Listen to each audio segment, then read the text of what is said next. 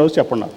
ఇవన్నీ ఎన్నికల్లో మీ తమ్ముడే వ్యూహకర్త, ఇప్పుడు అతనే ఎందుకు శత్రువు? లేదు, నా తమ్ముడు ఎప్పుడు వ్యూహకర్త కాదు. నాకు అతను క్లెయిమ్ చేసుకుంటాడు అట్లా. ఎందుకంటే ఇప్పుడు ఎలక్షన్ ఉంది, ఇవాళ ఎలక్షన్ జరుగుతుంది, అనేక వందల మంది నా కోసం పనిచేస్తూ ఉంటారు. ఇప్పుడు నేను ఆర్గనైజేషన్, ఇప్పుడు నేను ఒక ట్రావెల్ ఆర్గనైజేషన్, నేను నా కేసీఎన్ ట్రావెల్స్ నడిపాను. దాంట్లో కొన్ని వందల మంది ఉంటారు.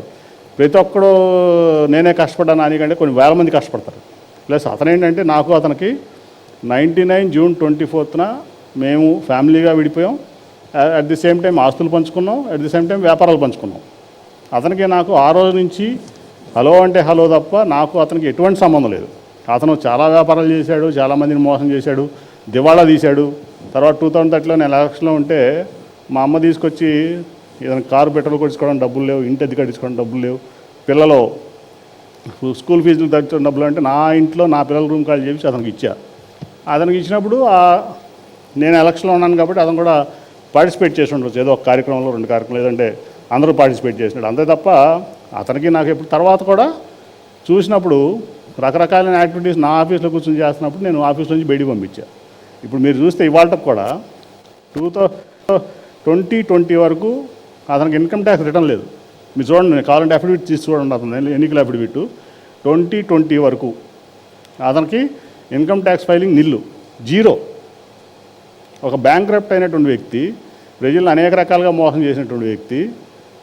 అతను ఆలోచన విధానం వేరు, నా ఆలోచన విధానం వేరు. ఎప్పుడూ కూడా నా ఎలక్షన్లో అతను కష్టపడాల. కానీ కుటుంబ సభ్యులు మాత్రం అతని వైపే ఉన్నారు. మీ తల్లి, చెల్లి ఎవరు చెప్పారు? ప్రచారంలో కూడా వాళ్ళు పాల్గొంటున్నట్టున్నారు. పాల్గొనవచ్చు, తప్పే ఉంది. ఇప్పుడు నాకుండేవాడు, నా కుటుంబ సభ్యులు నాకుంటారు, వాళ్ళ కుటుంబ సభ్యులు కొంతమంది అటు ఉండొచ్చు, ఇటు ఉండొచ్చు, తప్పేం లేదు దాంట్లో. ఒక రక్తం పంచుకొని పుట్టిన తమ్ముడితో పోటీ చేయాల్సిన పరిస్థితి, రాజకీయంగా ఫేస్ చేయాల్సిన పరిస్థితి వచ్చింది. కుటుంబ బాంధవ్యాలు పూర్తిగా దెబ్బతినలేదా ఈ రాజకీయాల వల్ల? నేను చెప్పే కదా, 99 జూన్ 24 నుంచి డేట్ కూడా చెప్తాను మీకు. ఆ రోజు నుంచి అతనికి నాకు పెద్ద సంబంధాలు లేవు, ఆర్థిక సంబంధాలు లేవు, ఫ్యామిలీ పరంగా కూడా లేవు. మీ అందరూ కూడా తెలిసే ఉంటుంది. 2 ఏళ్ల క్రితం అతను టీడీపీ దీనిలో ఒంగోలు మహానాడుకు వచ్చే వరకు నాకు తమ్ముడు నాడు కూడా ఎవరికి తెలియదు.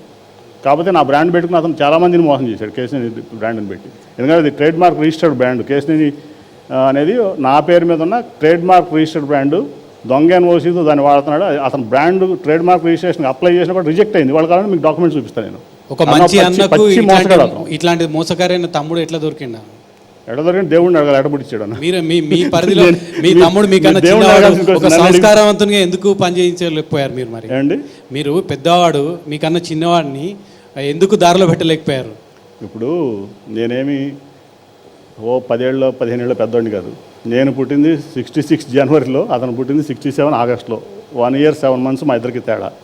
మా తండ్రి 5 years అప్పుడు, నా 5 years అప్పుడు చనిపోయారు 1970లో. ఆ తర్వాత మా తాతగారు మమ్మల్ని పెంచారు. 84లో నేను ఇంటర్ చదివి మానేసి, మా తాతగారికి అనారోగ్యం బాగుంది, వ్యాపారం తీసుకుని కుటుంబ బాధ్యతలు నేను తీసుకున్నాను. వాళ్ళని చదివించాం, వాళ్ళ పెళ్ళిళ్ళు చేసాం, ఆస్తులు పంచాం, నేను సంపాదించిన వ్యాపారంలో వాటా ఇచ్చాం, అన్నీ చేసాం. మాకెప్పుడు రూపాయి నేను ఇవ్వలేదనో, లేకపోతే ఆస్తి తగాదాలనే, వ్యాపార తగాదాలనే రూపాయి ఎగ్గొట్టాను అనేది ఎక్కడా లేదు. సడన్గా వచ్చిన నడమంతపు సిరా అవ్వచ్చు, లేదా ఇంకేదైనా అవ్వచ్చు.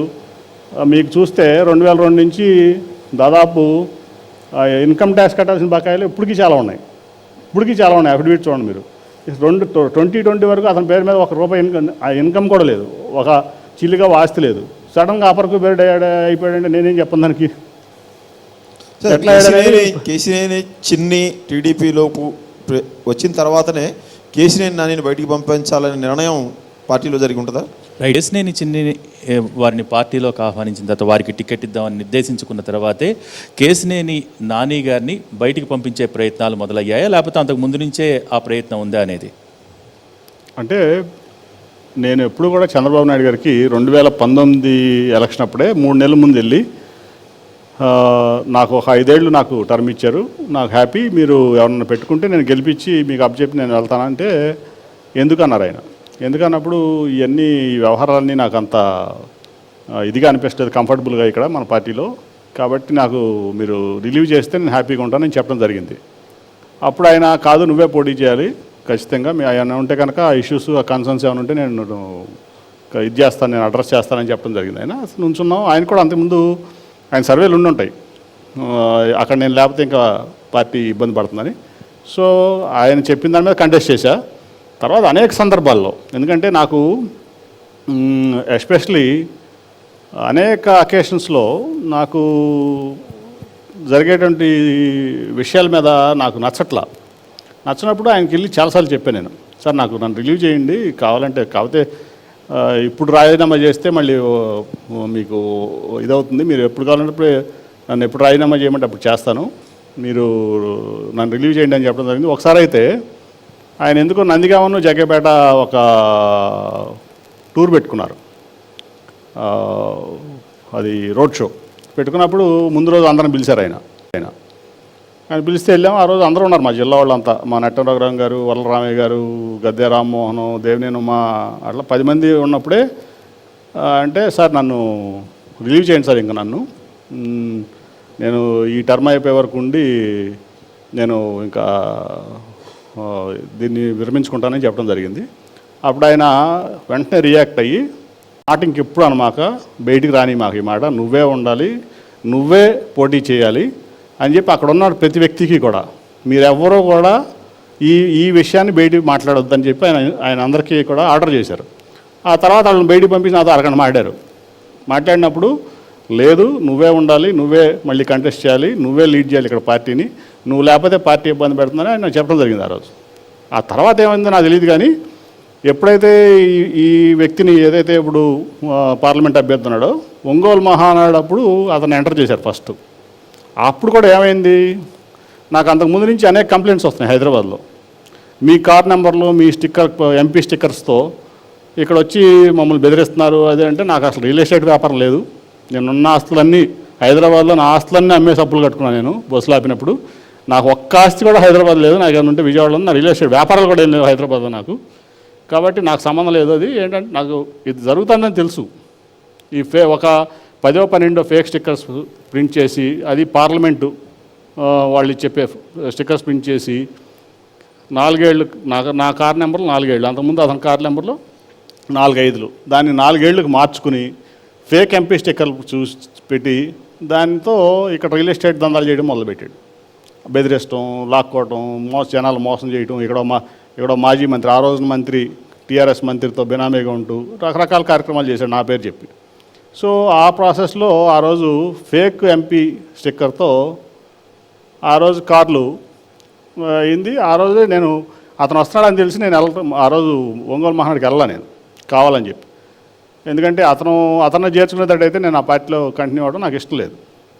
ఆ సందర్భంగా నాకు ఫోన్ చేశారు, నేను చెప్పాను, అతను ఉండేటట్టయితే పార్టీలో నేను నా పని నేను చేసుకుంటానని చెప్పడం జరిగింది. ఎందుకు అన్నారు, ఎందుకంటే అతను మోసగాడు, అతను అనేక మందిని రియల్ ఎస్టేట్ మోసాలు చేశాడు, చీట్ చేశాడు, అన్ని రకాలుగా చేశాడు, అతనితో కలిసి పనిచేసే పరిస్థితి నాకు ఉండదు, మీ డెసిషన్ మీరు తీసుకోండి, నా డెసిషన్ నేను తీసుకుంటానని చెప్పినప్పుడు కూడా నన్ను మభ్యపెట్టారు చంద్రబాబు నాయుడు గారు. సరే, తర్వాత ఆయన పరిణామంలో ఆయన అరెస్ట్ అయ్యారు, రకరకాల కారణాలు. సో నాకు ఎప్పుడు కూడా అతను పార్టీలో ఉంటే, ఏ స్థాయిలో ఉన్నా నాకు అతని పార్టీలో ఉంటే కనుక నేను విరమించుకోవడానికి నేను రెడీగా ఉన్నా.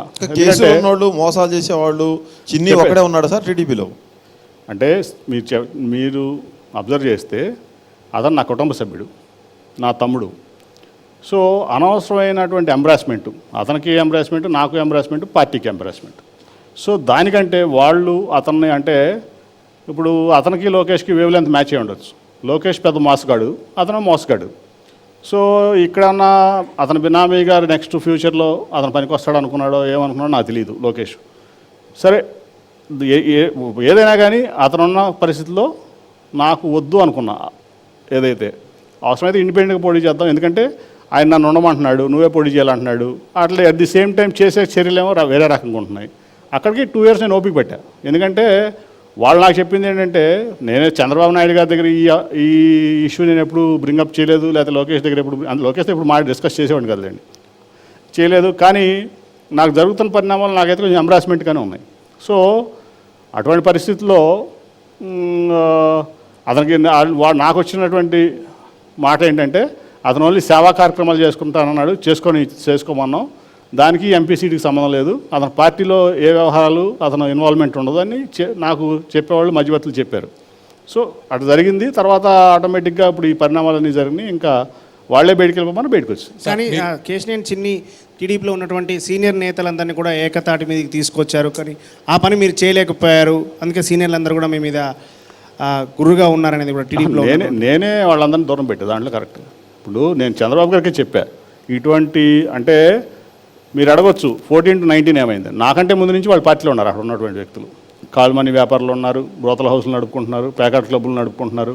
తర్వాత 19లో అట్లీస్ట్ 19లో వాళ్ళ మొత్తం పార్టీ ఓడిపోయి నేను గెలిచినప్పుడు అట్లీస్ట్ క్లీనప్ చేసుకుంటే పార్టీని నాలాంటి వ్యక్తులకి కంఫర్ట్ ఉంటుందని అనుకున్నాం. నేను వాళ్ళని దూరం పెట్టిన మాటకు వాస్తవం. ఎందుకంటే వాళ్ళు సమాజానికి కానీ ప్రజాసేవకానికి పనికొచ్చే వ్యక్తులు కాదు. అటువంటి వ్యక్తులు ఎన్టీ రామారావు పెట్టిన పార్టీలో ఉండటం, అది ఈ టైంలో ఉండటం నాకు ఇష్టం లేదు. అట్ ది సేమ్ టైం ఇదేంటంటే ఎంతమంది కలిసినా కేశినేని నాని అనే వ్యక్తి కేశినేని నాని అనే వ్యక్తే. నాకు ప్రజల్లో ఉన్న అభిమానం కానీ, నాకు ప్రజల్లో ఉన్నటువంటి పేరు కానీ, ప్రతిష్ట కానీ ఎవరికి మ్యాచ్ అవ్వదు అది.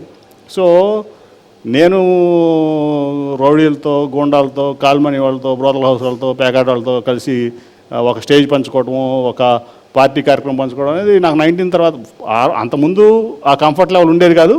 తర్వాత ఇంకా అనవసరం అనిపించింది నాకు కూడా. వాళ్ళతో వెళ్ళి నా పేరు కూడా చెడగొట్టుకోవడం ఎందుకనేది నా భావన. అందుకని వాళ్ళతో కలవలే నేను.